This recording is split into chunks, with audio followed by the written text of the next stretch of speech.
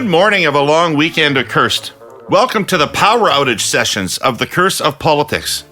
Power outage applies both to the opposition parties in this election and to the home office of the Curse here in Denholm, Quebec. Yes, this episode is brought to you courtesy of a Honda generator. I have nothing going on here after the big storm of the weekend. Jenni Byrne is with us, fresh from barnstorming Quebec. Where are you this morning, Jenni? Montreal. Coming back. Montreal? Yeah, I'm in Montreal. Okay. Beautiful Montreal. Okay. Beautiful Montreal. What a great city to spend a weekend in. Scott, how was your weekend? Oh, it was fine. It was filled with soccer and baseball and more baseball and 4-on-4 hockey and power skating. So, yeah. Actually, I guess it was awful, wasn't it? Now that I think about it, yeah. Hey, weren't you getting ready for a baseball game just as the storm hit? I was in a park. The league convener sends a note saying, do not cancel games. We are encouraging teams to play games in all weather if possible. Me and the other coach are standing there. You can see a witch on a bicycle floating by in the sky. We're like, I don't know. It looks like a serious fucking storm to me. So we called the game, and then I was running through the park with a 70-pound equipment bag as elderly tennis players were avoiding downed trees. It was like a Roland Emmerich film. It was pretty good. Yeah, quite an event. Allison, you got power? I got power. All the storm did for me was delay the time I went for tacos on Saturday afternoon, so I shouldn't complain. So you've also that's bled. It's a minor inconvenience compared to some of us, for sure. Allison Smith from Queen's Park today is here with us. Allison, make us smarter. Good morning. Sure can. So yeah, despite the storm, despite the long weekend, the two Ontario... Hang on. Did you say sure can? Did you say sure can make you smarter? As though the default setting on our podcast is fucking stupid? Is that what you're saying? Well, it won't be hard bar to get over with Herle and Reid and Byrne. I can smarten this joint up just by using the alphabet. Okay, fine, go on. Just about some very specific things that happened on the weekend. That's all I've got over you guys, I promise. Okay. Both Liberal leader Stephen Del Duca and PC leader Doug Ford, neither of whom have COVID right now, got to continue campaigning while their rivals did not. Doug Ford made some pretty interesting stops, I think, over the weekend. He was in a few NDP held ridings. He went out to London Fanshawe. He went to Niagara Falls, and then he went up to Parry Sound Muskoka, which is a riding where the Liberals had to drop their candidate a couple weeks ago. And the Greens keep saying, "Oh, we're gonna pick this one up. This is gonna be our second seat." So Doug Ford went up there with Graydon Smith, who's the PC candidate. He's also the mayor of Bracebridge, and kind of basically said, nope, that's not going to happen. Like, we're winning this. And then did a similar thing by going down to Vaughan Woodbridge, which is the riding Stephen Del Duca hopes to win, and door knocking with the PC minister, their former minister, I guess, Michael Tabolo, and saying, very boldly, Stephen Del Duca is not going to win his seat. It's as simple as that. So shots fired by the premier to Stephen. They're trolling everybody right now. They're trolling everybody right now. Absolutely. Like the Hulk. Smash your riding. Do not win. Hulk win. Everywhere he goes all weekend. Yeah, the PCs definitely seem on the offense for sure, and acting like they don't have much to worry about, which, according to the polls, is true. So today, Horwath is still self-isolating, so Jagmeet Singh is stepping up and pinch hitting for her. He's going to campaign for the provincial NDP in Kingston, Ajax, and Scarborough. Del Duca is going to Etobicoke, and then he's actually going to Don Valley West, which is also trolling, in my opinion. And Stephen Del Duca is up in the outskirts of Ottawa and Eastern French, like Francophone Eastern Ontario, to survey the impacts of the storm there, which did more than delay the tacos for a lot of people. Yeah, he's got to help out Amanda Samard. She'll be in a tough fight out there in Glengarry Prescott Russell. Yeah. She's an interesting one because many of our listeners may know, many may not. She was elected as a PC and left the caucus very, very quickly after they formed government, and then was like slowly invited into the fold, into the Liberal fold, or maybe invited early and took her time deciding to do it. But she seems happy as a Liberal. So we'll see if she can stay one out there. Right. She left over the French language university, right? Yes, not specifically. Also, some other francophone stuff that she didn't think the PCs were taking seriously, but the university was part of it.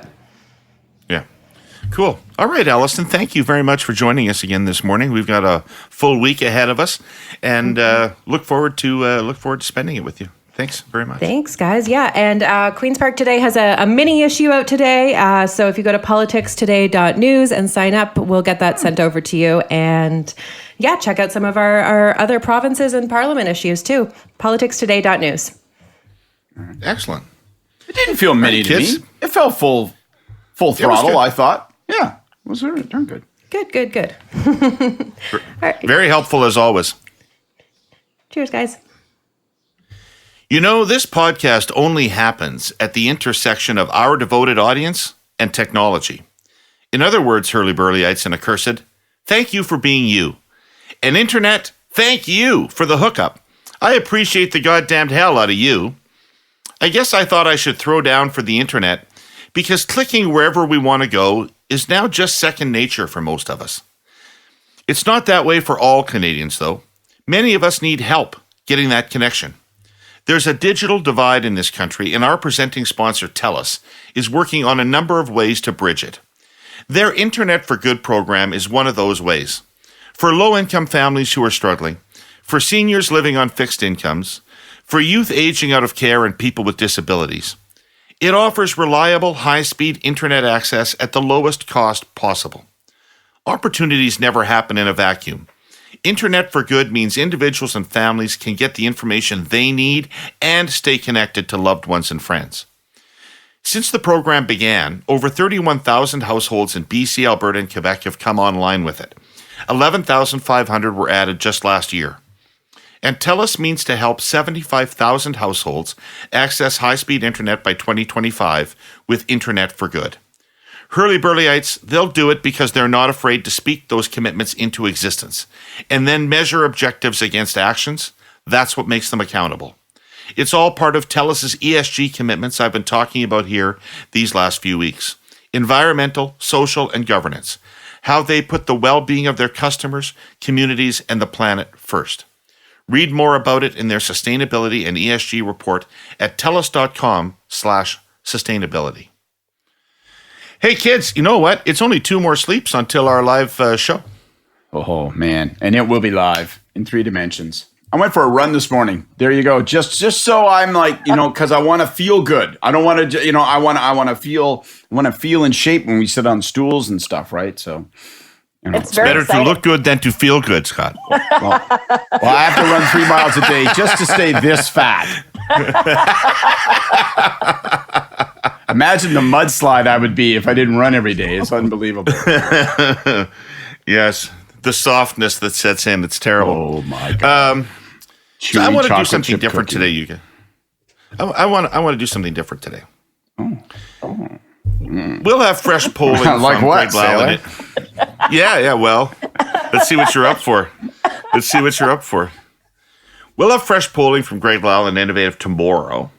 But there are a couple of polls out today that we've seen that indicate that the campaign is set in cement pretty much. The PCs are in the high 30s. The Liberals are in the mid to high 20s, and the NDP are in the low to mid 20s. The Conservatives are further in front than that, given the age distribution of the vote, the Liberal NDP splits, and the way it all distributes regionally. So if anything, they're pulling away. So that's the current state. So why have the opposition campaigns run the campaigns that they have? I want to approach this question quite seriously with genuine humility. I mean, after 2018, I'm in no position to sit in judgment of anybody about what they've done. And furthermore, I know the people running the Liberal campaign. They're smart people, they're savvy people, they're experienced people, and I presume the same is true of Mike Balakas and the NDP campaign.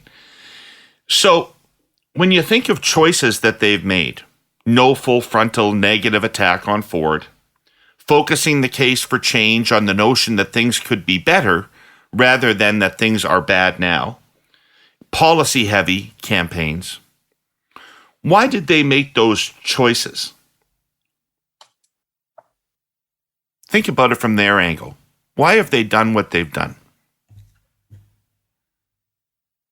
Well, they could have felt that this was a stronger contrast with Ford. Ford benefits, Doug benefits from being underestimated by most people around him at most times. And so I assume that maybe one of the factors is they're like, okay, we'll show a complete opposite. We're going to show a policy heavy wonk who knows the ins and outs of everything that's going on in the province, and we'll contrast it with a guy who, sure, he's likable and he throws out a couple sound bites here and there, but people will be so blown away by the contrast that they'll have no choice but to vote for Stephen Del Duca. And I think that's probably the issues that the Liberals have focused on don't seem to be issues that Ontarians care about. The first week of the campaign was seemingly the only policy that they were driving out was different ways that more teachers would be hired.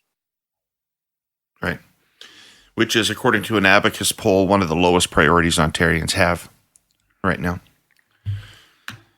I think a couple things. I thought a lot about, like you, David, right? I sort of look at, okay, well, seven seat Scott ain't got a lot of, can't swigger into the room going, why aren't you guys, doing as I would do? But I think a couple things. I thought a lot about it, particularly from the perspective of the Liberal campaign. And so I'll concentrate my thinking there. I think they maybe decided they could only do one thing at the beginning of the campaign, that to launch their campaign, they could only do one thing. And that the one thing was either going to be a sharp attack on Ford and try to establish a case for change, or establish themselves as a sensible, middle-of-the-road alternative to the government, worthy of being elected, should circumstances conspire to permit people to be thinking that way. And I think they chose the alternative, maybe on the assumption that the NDP would be in third, would realize they were in third, and would feel more motivated to go on the attack. And so I think maybe they were thinking, let's hope, because we only have so many resources, we only have so much likelihood of breaking through. Let's hope that the NDP will kind of do our dirty work. Now, we know they'll attack us too, but maybe they'll do the dirty work of hitting Ford hard enough that his hands will drop, and then we can have positioned ourselves as a sensible alternative. They'll get all the blowback for negative, they'll get none of the benefit, and then we can position ourselves. I think that's no one has said that to me, so I'm not like, peddling an insider campaign line. That's just a thought. To me, the more intriguing question is, why hasn't anyone until the last 4 or 5 days really focused on affordability?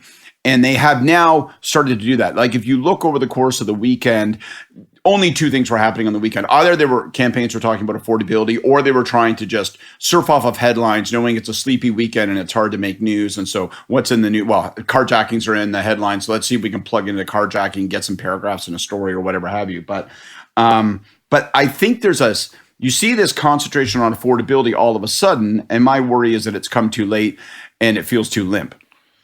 That takes me to that interesting Martin Redcon column on the weekend. I don't know if you saw this, Jenny, you're probably preoccupied.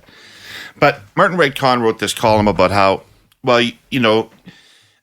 some people say you don't talk about affordability because Ford owns affordability. So you got to talk about an issue that he doesn't own. You got to make an issue that you own salient. So that's the strategy. You don't go to affordability because that's Ford territory. You talk about something else. But in order to talk about something else and for that to be meaningful, you have to make that issue the ballot question. It's not like affordability can be the ballot question. You don't talk about it because Ford owns it. If you're not going to be able to talk about that, you have to make something else the ballot question, don't you?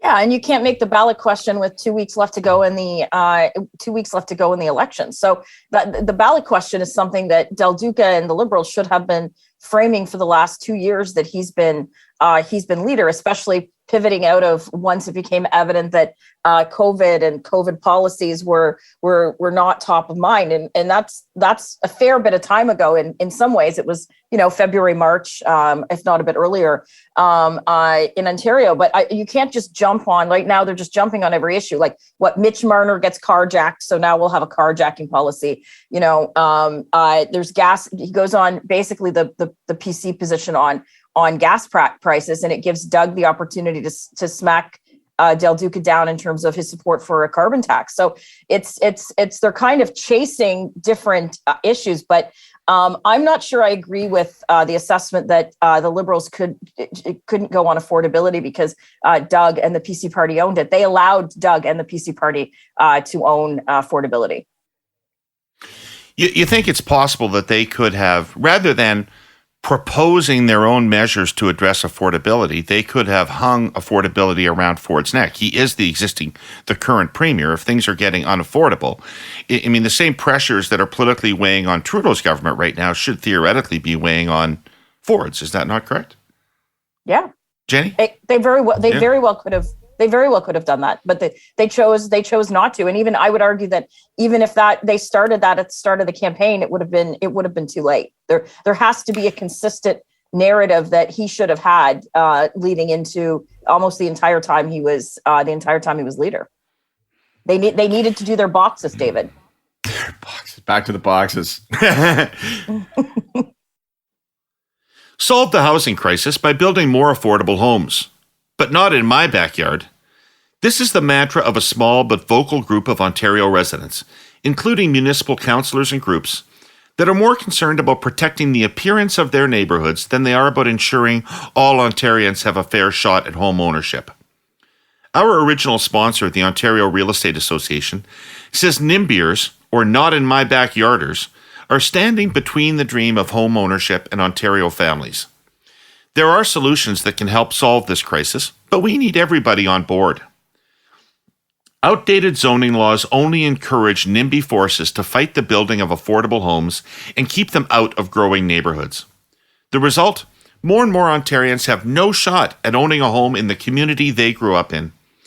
Ontario needs to use the Planning Act to implement as-of-right zoning, beginning in urban municipalities, to create equality when it comes to home ownership and bringing down the cost of living. 40% of Ontarians believe that zoning restrictions in municipalities is the main reason why not enough homes are being built to sustain our current population. In 1 week, Ontarians go to the polls to elect the next provincial government. The housing affordability crisis needs to be at the top of the agenda when MPPs come back to Queen's Park, or else the dream of home ownership could disappear for an entire generation.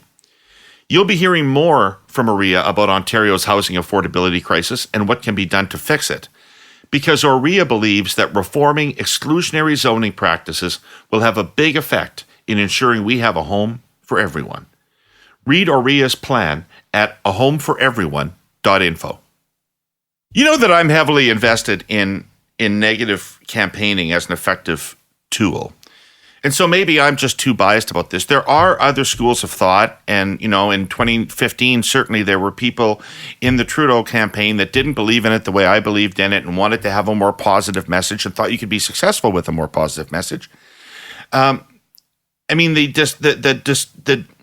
decision that both NDP and Liberal campaigns made not to go hard negative at Ford and the PCs. Do you guys see justification in that? Do you guys see merit in that decision? That was a huge mistake. Yeah, I don't agree with it, and I want to go back. It's part of the Martin column and point. I just want to go back to it slightly because I think it all is of a piece. I think we should treat Martin's question with respect. It's an important strategic consideration. Do you sort of go, okay, well, when campaigns are confronted with, well, my opponent is seen as most capable of managing this issue, but this issue is also the thing that people care most about. So do I campaign on that, worrying that if I make it the issue, people will go, yeah, but I've already decided who I think ought to lead on that, or do I try to make something else the issue? And it's a situational judgment. This is not a theoretical thing. It isn't like there's a right and wrong answer in all circumstances.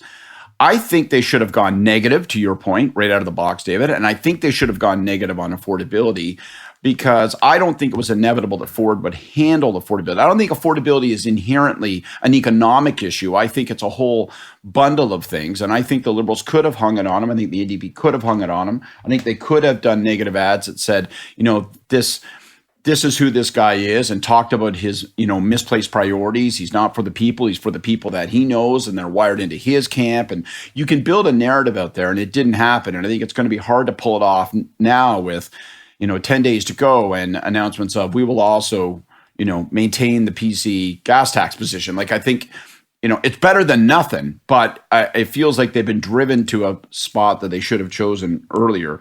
So it's tough. It's really tough. But I think they should have gone on affordability. I think they should have gone negative off the beginning of the campaign. I think they should have done it as Jenni said. I think they should have done it as it started to become clear that affordability was emerging as a top of mind issue, or at least that it was foreseeable. But they didn't do it. What I'm saying is they didn't do it, and they're sitting in there looking at data, right? Thinking about this more than we are thinking about it. Right. Knowing more than we know about what their tools are at their disposal. And they made those choices. What's the argument? What was the argument internally for what they've done? I think the argument was that they chose alternatives. That they said, I think two things: that's negative and affordability. One, I've already given my answer on negative, right? I think the Liberals in particular were hoping, well, maybe the NDP will carry the spear for us, and that didn't happen, and therefore Doug didn't get attacked for the first 10 days of the campaign, and that got us nowhere. And I think on affordability, I think that Martin's column is probably a good key as to what they think. I think that they likely thought, well, we can't go there because Ford owns it. And I think that was a miscalculation. But the next step is, Jenni, go ahead. Well, I was going to say, but one of the things they're thinking about today, if you're sitting there, is you're watching Doug's extremely bullish comments in your leader's riding in terms of winning it. And Doug has been very disciplined during this campaign. He would not have said that if people around him have not told him that with absolute certainty, based on whatever they have in terms of internal numbers, in terms of their voter ID. It's not just polls. You're looking at voter ID, massive amounts of volunteers. So if you're sitting in the Liberal war room now, you're actually like, well, fuck, because Doug that was not a mistake. That was not off the cuff. That was an absolute message. And what happens now is that you're a Liberal candidate across the province, and whether everyone thinks they're winning at this point, or they know that things aren't going well. Everyone thought they had a chance of winning prior to the election, and it will turn into chaos. I predict there will be chaos within Liberal Party ranks in terms of candidates. They will be freelancing. The centre has just lost any oversight that they have had with candidates if it is truly believed that Stephen Del Duca isn't able to win his own seat.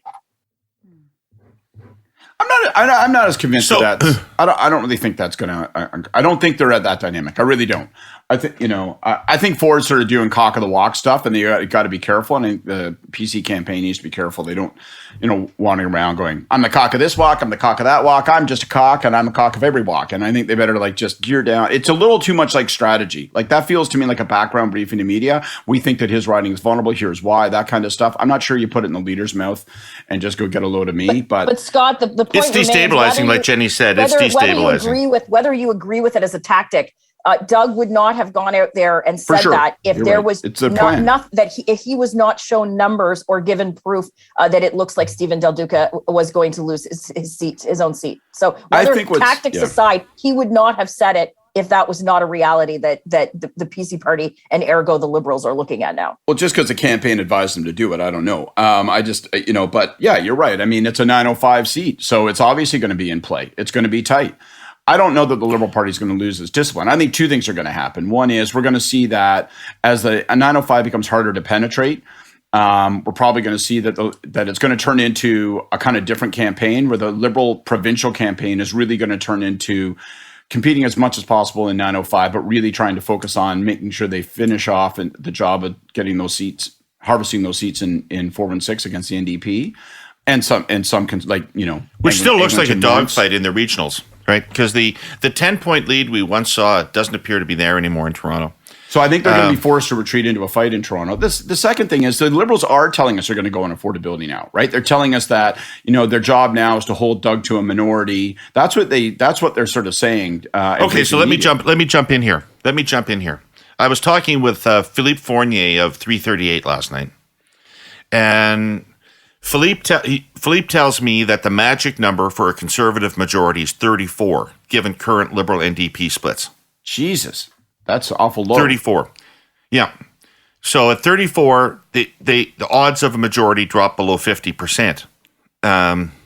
They could still win one at 33, but the odds start to drop of winning a majority. So let's assume, the polls are showing them at, say, 38 would be a consensus number this morning. Let's say, given the age and all that other shit, let's say it's 40. Yeah. Okay? Let's say they're 40. And you're the other two campaigns, and you look at this and you say, I've got 10 days to get them below 34. What do you do?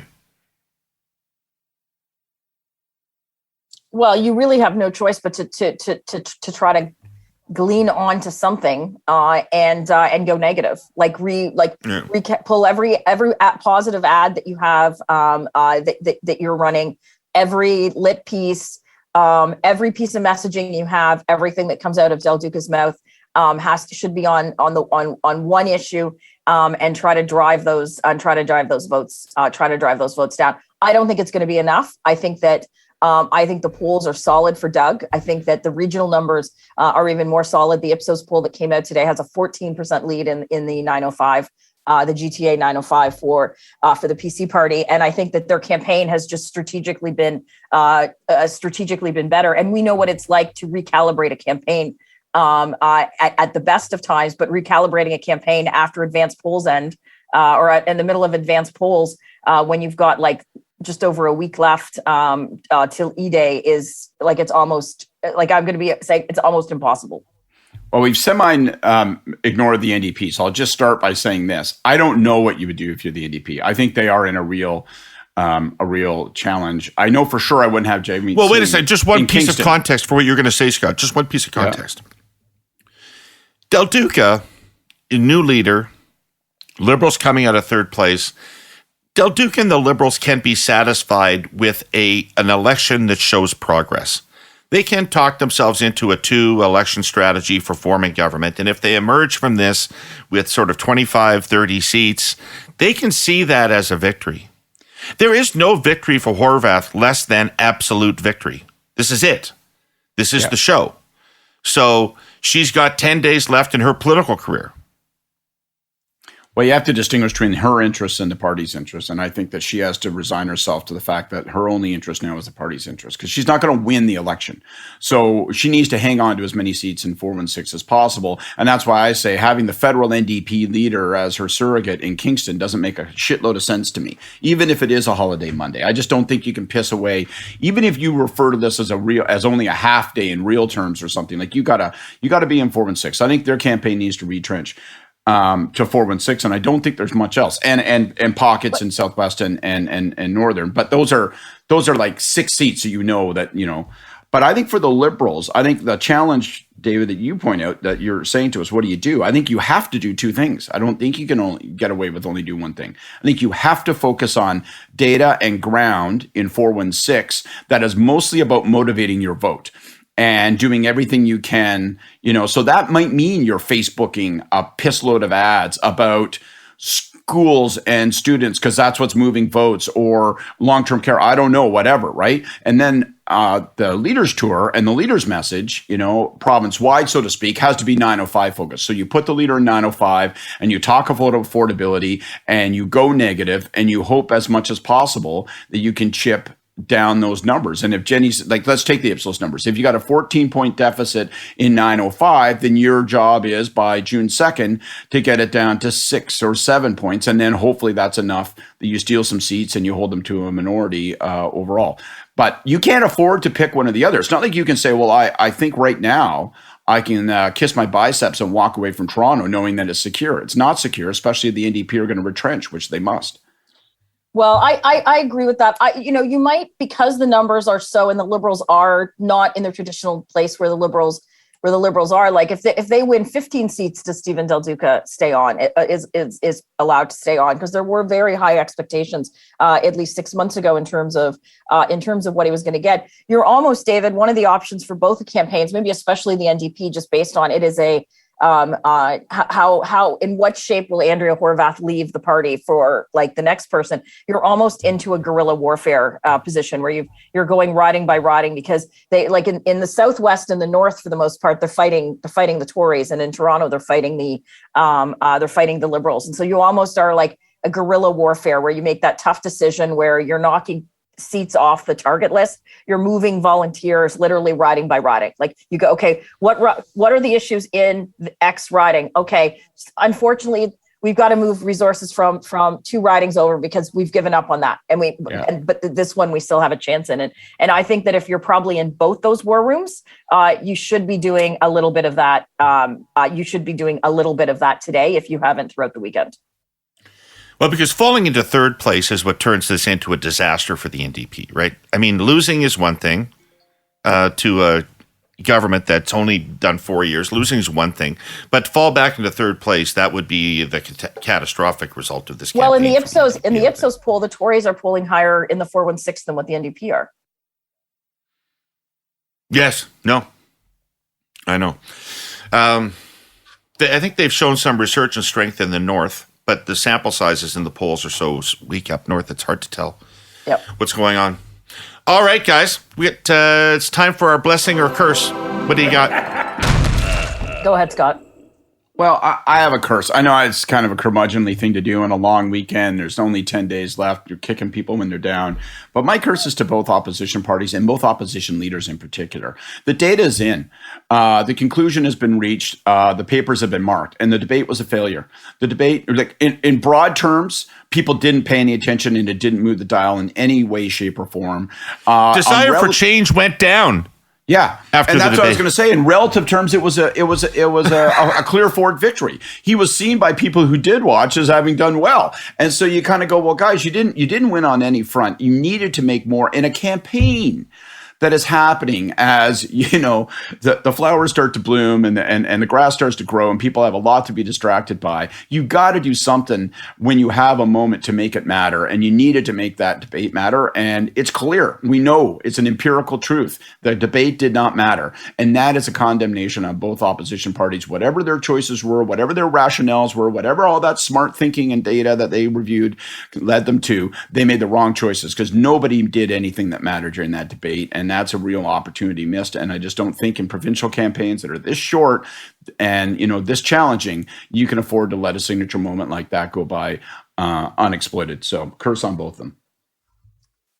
Well, mine is, I guess, a blessing, and it kind of goes out to my friends in the Ontario PC Party. Is, guys, things are looking good. You can almost not ask for things to look this good, leading into the last week and a half of a campaign. I know on campaigns where I have felt this good, I literally have just the clock just ticks at such a small speed. You just want it to end. Like you want to get in a fucking time machine and like go to the end.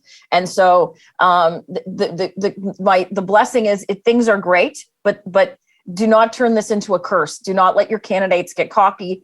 Do not lay up in terms of getting your vote out, IDing last bit of votes in some of the target ridings you have that are close. Do not waste or get cocky in the last 10 days. All right, my blessing. Well, my real blessing goes out to the Hydro-Quebec workers that are trying to restore power to my house right now. So God bless you people. But my political blessing goes out to both opposition parties. Everything's gone badly so far, and nothing's worked. But there's 10 days left. How often do you hear the expression, a week is an eternity in politics? It is. Opinions are setting, but that doesn't mean nothing is yet to be done. So, to use a term that you might remember, at least in the Liberal campaign, there's never a bad time to do the right thing. And now is the time to realize that the campaign hasn't worked, pivot, put Doug Ford on a spit and roast him from one end of the 905 to the other. That is my blessing for today. I want to thank our presenting sponsor, TELUS. I want to thank our original sponsor, the Ontario Real Estate Association. I want to thank Honda Generators and Allison Smith of Queen's Park today. Scott and Jenny, thank you for being with us on a holiday Monday. Appreciate your time. Thanks. Thanks, buddy. Stay powered.